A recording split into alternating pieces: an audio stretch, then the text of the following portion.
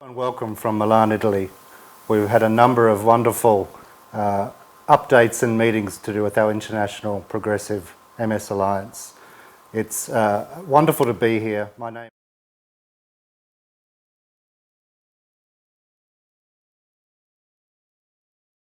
Committee of the International Progressive MS Alliance.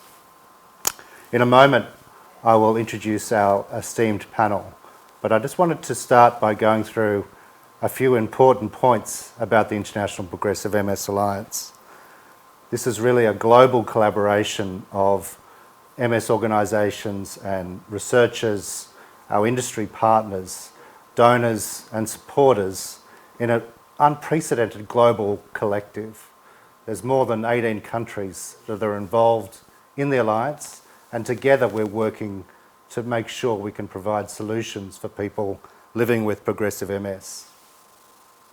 We wouldn't be able to do the work we do without the wonderful support of our partners for this webcast, this global webcast. So I'd like to thank our supporters, Novartis, and I'd also like to thank Genentech, another one of our supporters. It's greatly appreciated, their work. As we go into the webcast, I'd like to also recognise why we're here. Over 2.3 million people worldwide live with MS, and it's estimated that over 1 million people are living with progressive MS. This is a difficult, challenging disease to combat, and the International Progressive MS Alliance is about bringing the best people in the world, the best minds, to try and find those solutions, to cut through the barriers, to ask ourselves the really difficult questions about progress in progressive MS. And it's been wonderful over the last couple of years to see some of that progress come to fruition. But effectively more must be done for people living with progressive MS. We're very, very clear on that. We know that there's been almost unprecedented improvement in the lives of people with relapsing MS, but we need to make sure that that progress is something that benefits everyone and not just some. So today we're going to talk about some of the work of the Alliance. We're going to concentrate on one of the network awards and one of the really important collaboratives that we fund as the Alliance. And we're going to talk about some of the ways that we might get treatments to people living with progressive MS. In terms of investment, this sort of progress doesn't happen just because it's fair or it's right or it's just. It needs money, it needs funding. And the funding side of the Alliance is absolutely critical. And together, as a collective, we've invested more than 60 million euros into this type of progressive MS research to fund the best in the world so we can find those important solutions. So without further ado, I'd like to introduce our wonderful panel. And I'd like to start by introducing Professor Gianvito Martino. And Gianvito is one of the world's leading MS academics, and he works at a local institution in San Rafael here in Milan, and is leading one of the network awards for the International Progressive MS Alliance called the Brave in MS network. Gianvito has published more than 250 important publications and has been absolutely critical in the management and treatment of MS. So welcome, Gianvito. It's wonderful to have you here. Pleasure to be here, Matthew. Thank you very much for the kind words. I'd also like to welcome Professor Tanya Coleman, who is from the University of Münster in Germany. You also are an important collaborator in the Brave in MS collaborative network. You're a neuropathologist, and we're going to talk a little bit about that a little bit later on in the webcast. But your work is really key in understanding the effect of MS on the myelin in demyelination, but also remyelination. And that's something that I know a lot of people with progressive MS really want to know a lot about. So welcome and thank you for joining us. Yeah, thank you very much. It's a pleasure to be here. Lastly, I'd also like to welcome Dr. Tim Coetzee. Tim is got a very wide portfolio at the National MS Society, is heading up not only the services advocacy but also the research side of things at the National MS Society, but importantly is playing a really key role in the International Progressive MS Alliance. Tim is a great strategist, a great thinker, and with a lot of colleagues in the Scientific Steering Committee is really trying to think and plan out what we do as the Alliance, what are our priorities, and how do we get past some of those hurdles that have challenged us over the last decade or two. So welcome, Tim. Thank you, Matthew. It's great to be with you on the panel. If I could just start by asking to you, Gianvito, with the Brave and MS Collaborative, what's the big idea that you're trying to solve with this important global collective? But the network we are working with is dedicated to find new therapies for the progressive MS. And the idea we had at the beginning was that we have a lot of different molecules and drugs which have been already developed and theoretically could be used already in humans, which maybe have been developed for other diseases or have been abandoned for many reasons, economical ones or whatever. And those are called, and now we know that we can repurpose these drugs and try to understand if those drugs can be also effective in other diseases than the ones for which those drugs have been developed. So we have around 5,000, 6,000 molecules of this type. So the idea was to try first to understand, using an in silico system, to filter out which of those molecules could fit with the different characteristic of MS. So the idea was to filter the molecules which theoretically could be useful in this disease, and then develop and set up a pipeline, a platform, going from in vitro study to in vivo study in order to understand which of those molecules could really be effective in promoting remyelination on one side and in protecting neurons and doing the so-called neuroprotective effect. This is the simplest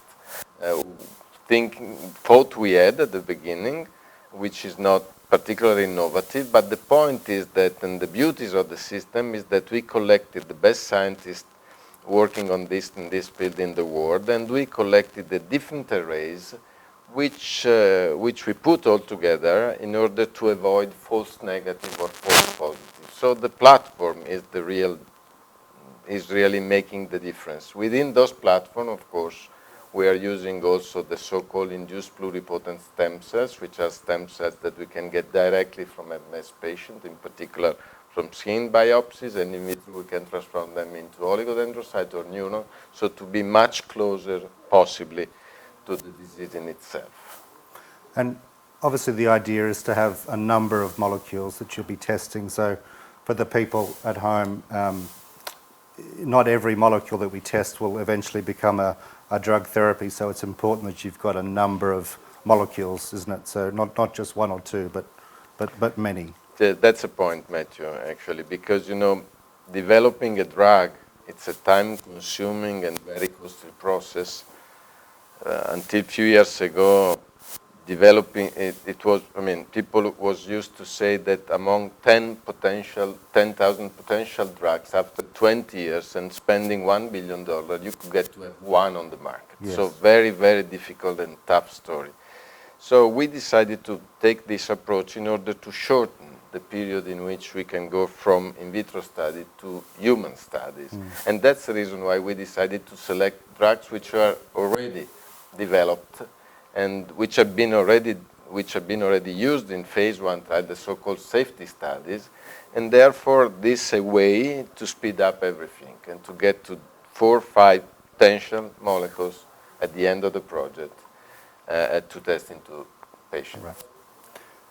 And Tim, when we were looking at these big network awards, it was incredibly competitive, wasn't it? There was, I think at one stage, probably 500 MS researchers who were involved in putting in applications for these big awards. Gianvito's Global Collaborative was one of those big network awards. What was it about it, do you think, that made it so important that we funded this incredible work? Well, that's right. You touched on some of the key aspects of it, and I think that first to say that the reason that the Alliance exists is we need more treatments for people with progressive MS, and we had heard the global call from people affected by this form of MS to really address the gap in new treatments.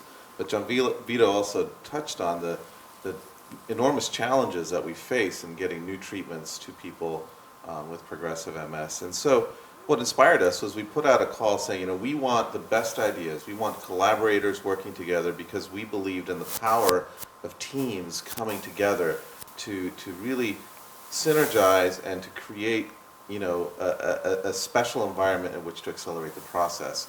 But in evaluating these also, the things that we looked for were, is there innovation?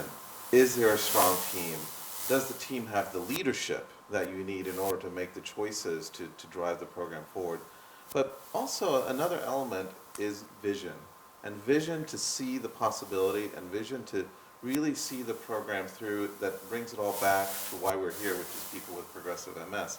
So when you take all of those together, Gianvito's was one of the programs that really stood out for us as having all of those dimensions of collaborative effort, experts working together with a clear vision and the kind of global leadership you need in order to have the impact we need. And so that's what led us to that selection. And people living with progressive MS often ask about how much collaboration is there throughout the world? Are we replicating work, or are we truly working globally together? And your network is probably a great example of that global collaboration, people working in many different countries. Can you tell us a bit about the researchers and what they're doing and where they're from? The idea we had at the beginning, because scientists are strange people because they are used to work, at least until a few years ago, they were used to work alone. And this is, as Tim was alluding before, this is not anymore the way to make science. So we decided that we could not only rely on just one method to try to discover those drugs, and therefore we thought that putting together more than one method developed by great scientists, which had the possibility to use this method, technically speaking, in the best way possible, was the way to avoid to try to get the wrong way and to get at the end of the process with a drug which was not tested exactly as it should be. So we decided to select method, the best one possible around the world, and then to put those people developing those methods and being really expert in this together in order to avoid, as I was saying before, to avoid that we could get the wrong way and we could not test or discover the right drug that we were aiming at.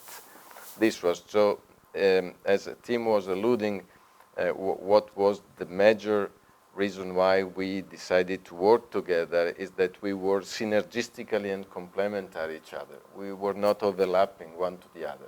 So we are all doing different things, but putting all those things together, we are much, much stronger than working alone. And I'm assuming you've got, with that global collaboration, you've got a lot of early mornings and late nights to make it all work together so you can all talk together and update each other on all the progress that's going on. It's a big network. There are people from US, there are people from Canada, from Germany, from France, from Italy. So we are really a global network, and I really appreciated my colleague to accept the invitation to be part of it.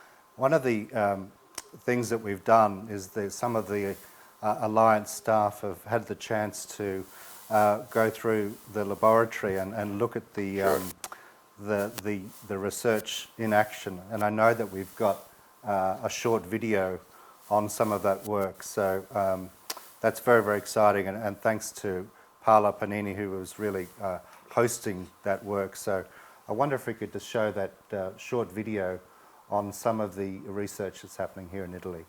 Still unmet clinical need, which is the progressive multiple sclerosis.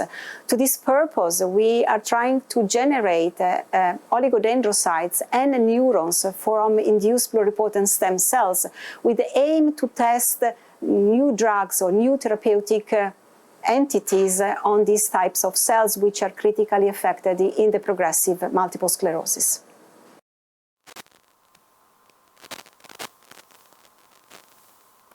That was fantastic. Thank you. That was a wonderful, wonderful video, and I wonder if I could go on to Tanya and to hear a bit more about your work.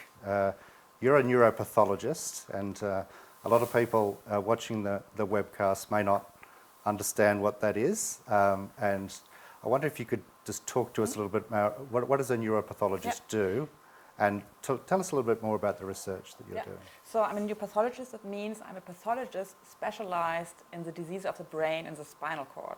So for example, if someone has a brain tumor, the neurosurgeon will take out the brain tumor, and we as neuropathologists, we get the tumor and we analyze the tumor under the microscope, and then we can say what kind of tumor that is. And it's important because this is important for the subsequent treatment of the patients. However, it's not always a tumor. Sometimes it can be also infectious disease or, for example, MS.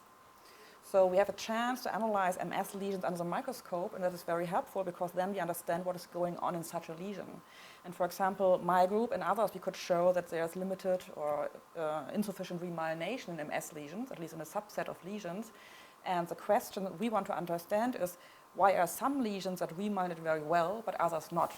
And this is actually the basic question of my research. And we try to address these questions, for example, with these iPS-derived oligodendrocytes Gianvito was talking about. And so with a neuropathologist, you'll look at both tissue under the microscope, Yes. but also things that you can see with the naked eye.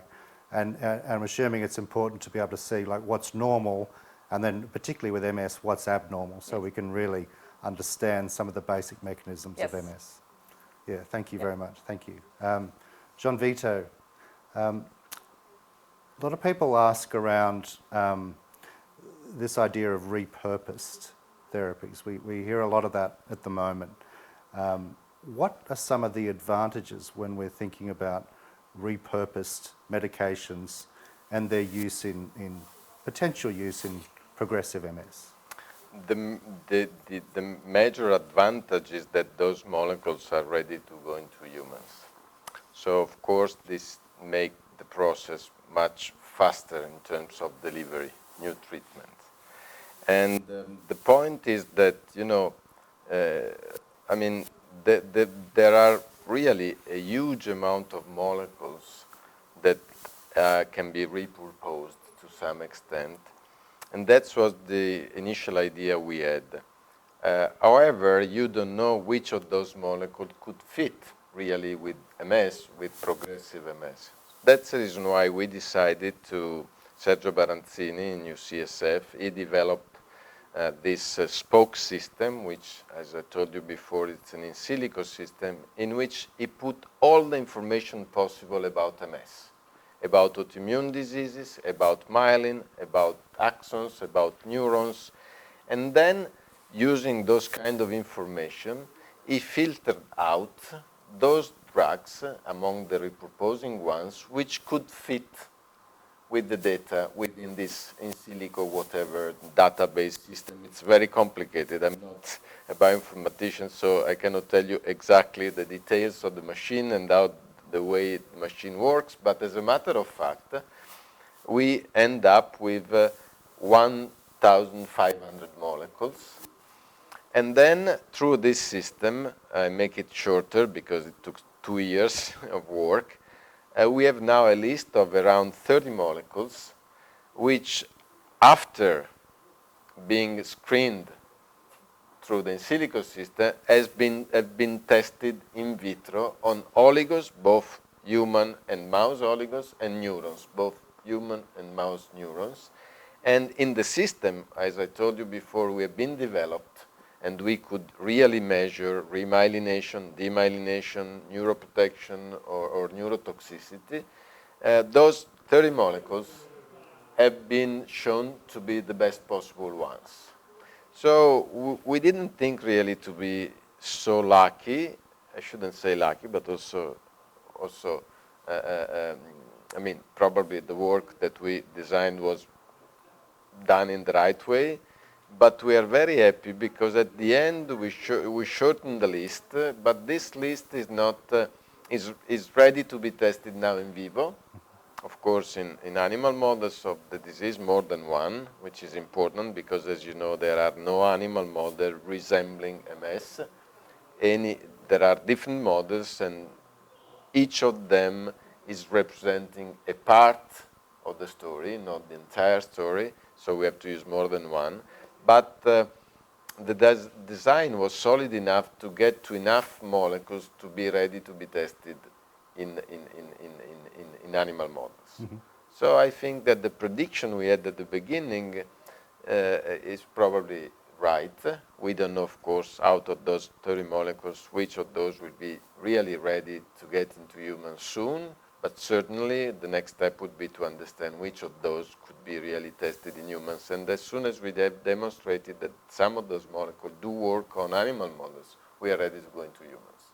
So the process is much shorter than what we thought before. And when we talk about repurposed molecules and repurposed potential therapies, is it fair to say that those potential therapies may be a little bit quicker to get to market, where we can be sure that they can work in people with progressive MS and potentially be a bit cheaper?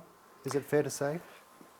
This is something difficult to say because, you know, it's very much depending on different things. I mean, because most of the molecules are based on chemistry. Those are chemical compounds, okay, are not biological compounds. So, of course, chemical compounds usually cost much less than biological drugs.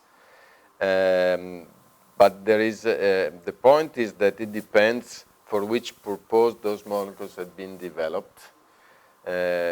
Depends on the reason why those molecules have been abandoned, depends on the intellectual property. Mm-hmm. And so, in my view, of course, this could be a faster and a cheaper way to get drugs which could be really offered to patients without any major economical burden, let's put it this way. So I think they could be cheaper. Yeah. In theory, Matthew. In theory. So Tanya, how does your work fit into that approach? Tell us a little bit more about that. Yeah, so as I mentioned, we want to understand why remyelination sometimes works and sometimes fails. So we want to understand the molecular mechanisms. And if we understand these molecular mechanisms, then of course we maybe have a new treatment approach, a new target. And what we are doing, we work with these oligodendrocytes, human oligodendrocytes, and as Gianvito already mentioned, they are derived from iPS. So Gianvito generated the iPS cells, we generated developed protocols to generate oligodendrocytes from these iPS cells. And now we can test these 32 compounds on the human oligodendrocytes, and we can test them on oligodendrocytes from healthy individuals, but also on oligodendrocytes from people with MS. So we can really say, okay, this is a compound that has a positive effect on oligodendrocytes from patients or people with multiple sclerosis. And this is what we are doing currently. And at least I can say we have at least 5 to 6 compounds that also show a positive effect on human oligodendrocytes with respect to differentiation and myelination. Yeah, and I'm going to ask about that. And just for a reminder for everyone watching the webcast, the oligodendrocytes are the myelin-producing cells. Yes. Just, I know that some people get a little confused on that point. So, with the specifics, Gianvito, of what you found with the platform, so can you just talk us through a little bit more about specifics of some of the potential molecules that might be developed into treatments?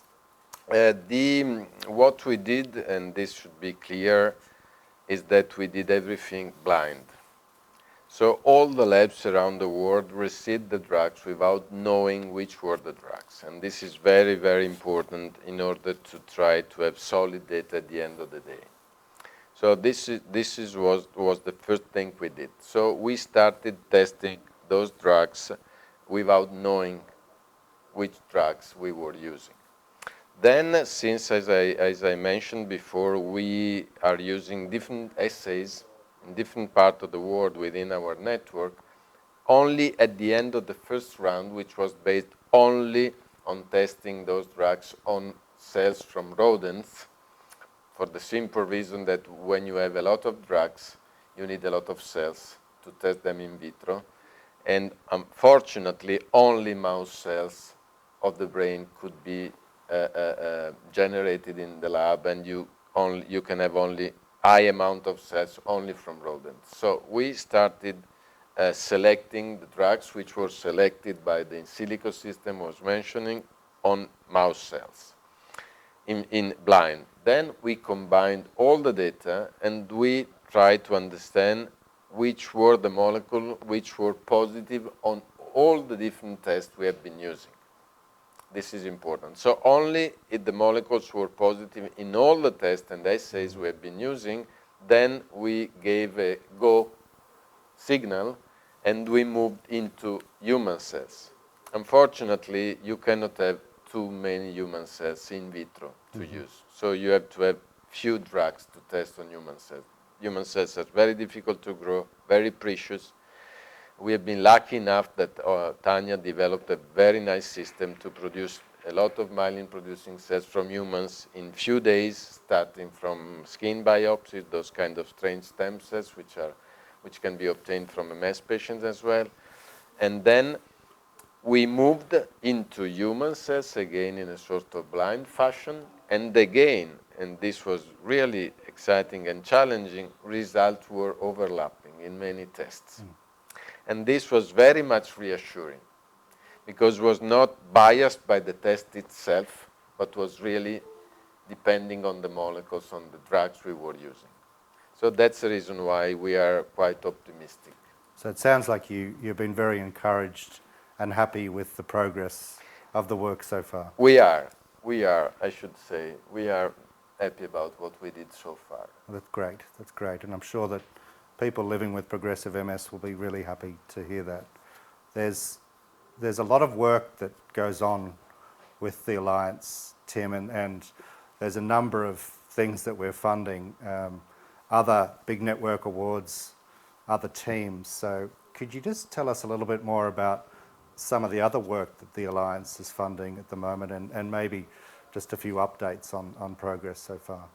Certainly, and I think you've seen in the team that Gianvito is leading the kind of synergy and innovation that we're going for and want to achieve with our other networks. So as you mentioned, we have 3 networks that we're funding. 2 are focused on drug discovery. One is focused on accelerating, developing tools that will help us do clinical trials faster.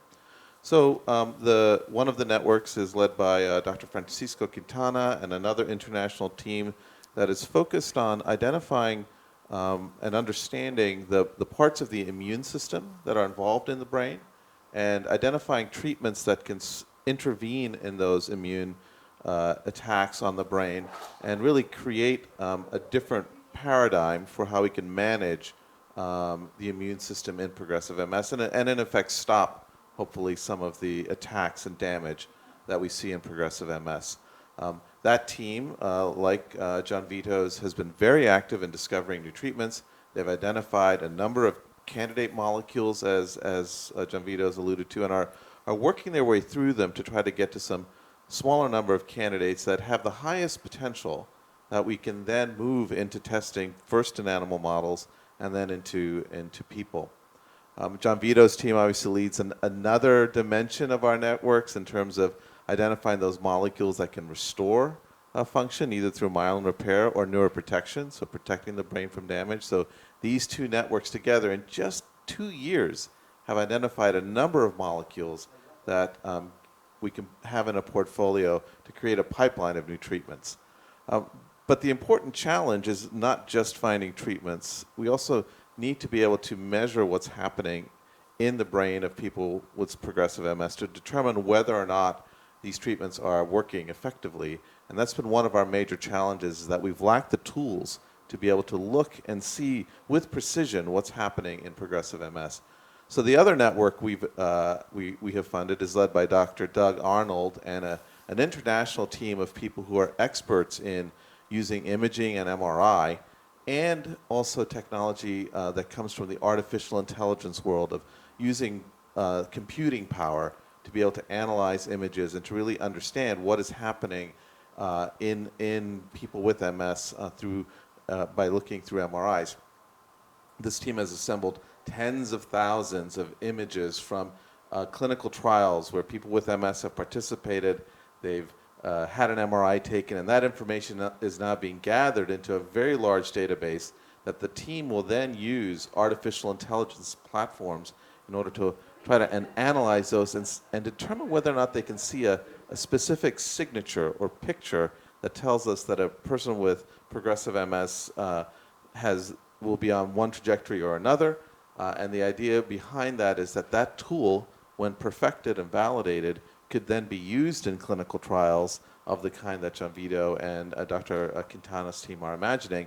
And then beyond that for the community, because our goal here is to really create tools that the entire community can use, and through that shorten the number of how long it takes to do clinical trials.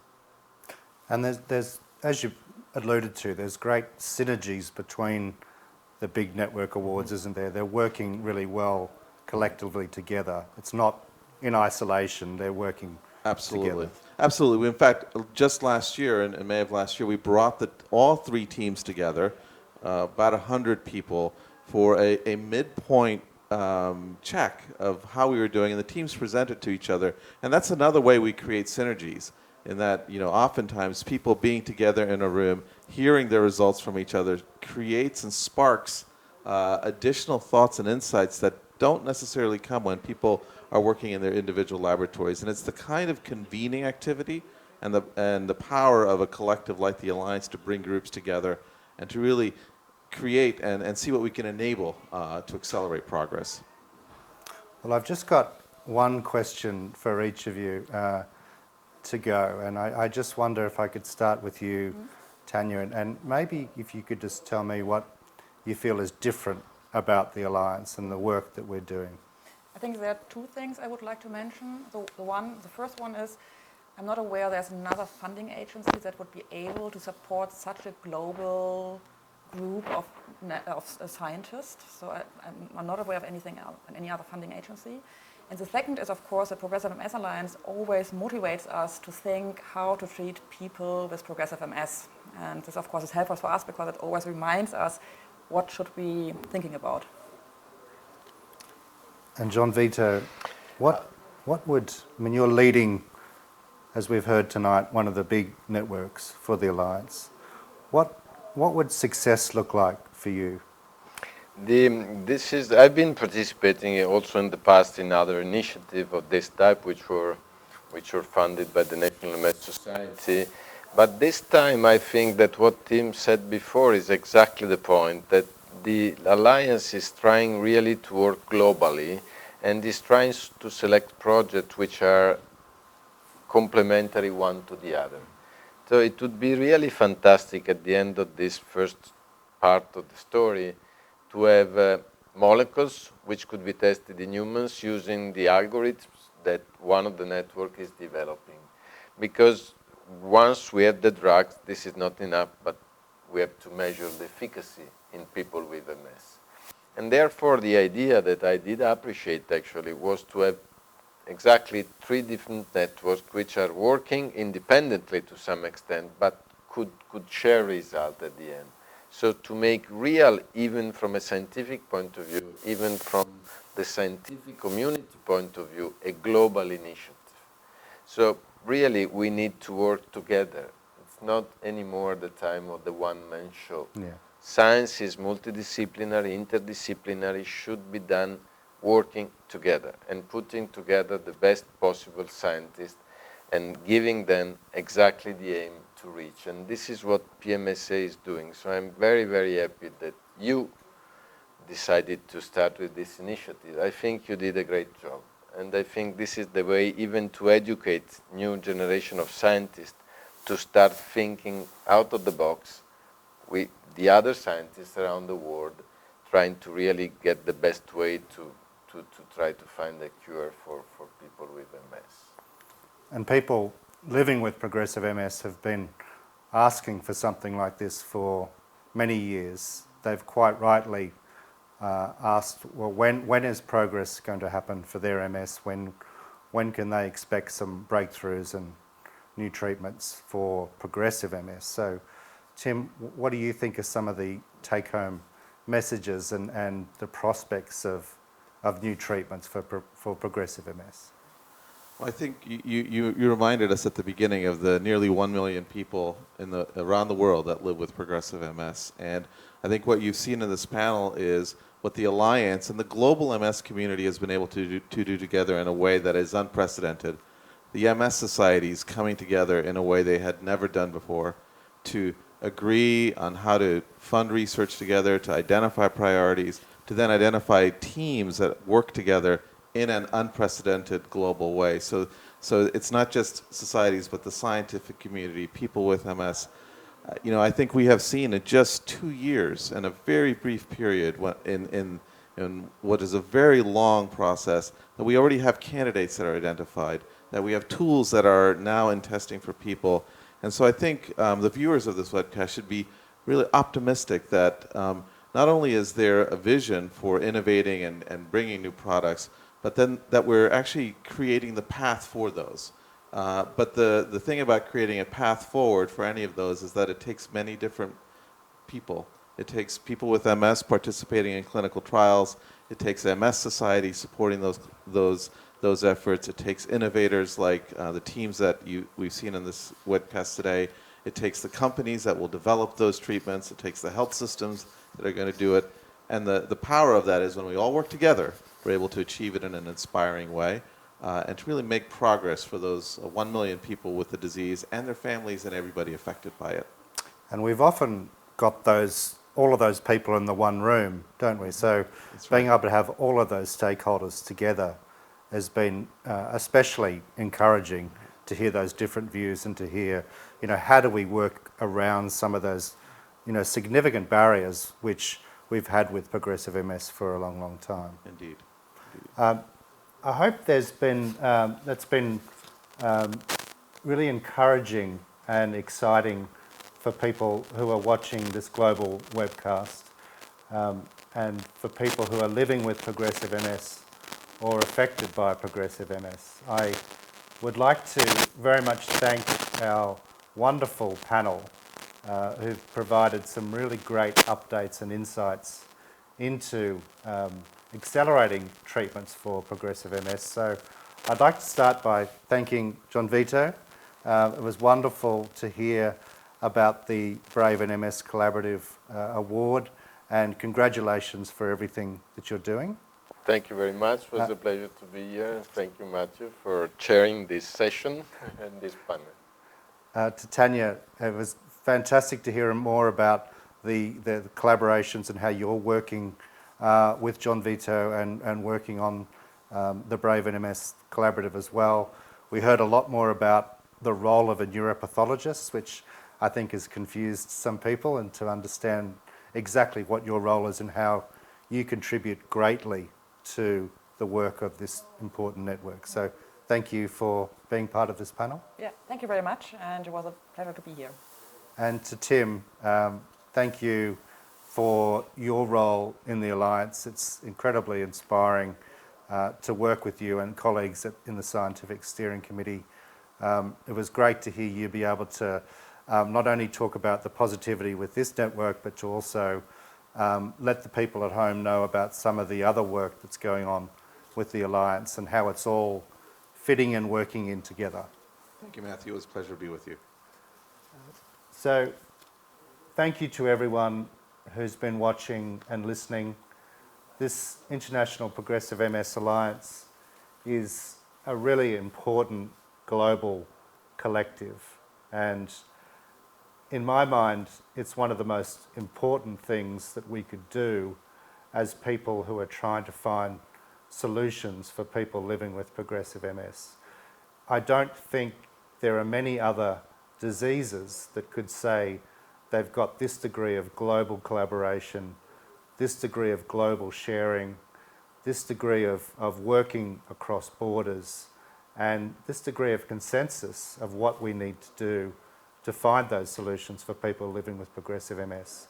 This is a really complex problem, and MS is one of the most complex diseases that we know. So it's hard work, but the International Progressive MS Alliance is uniquely placed to do a lot of this work, a lot of the things that we've found difficult over the last two decades.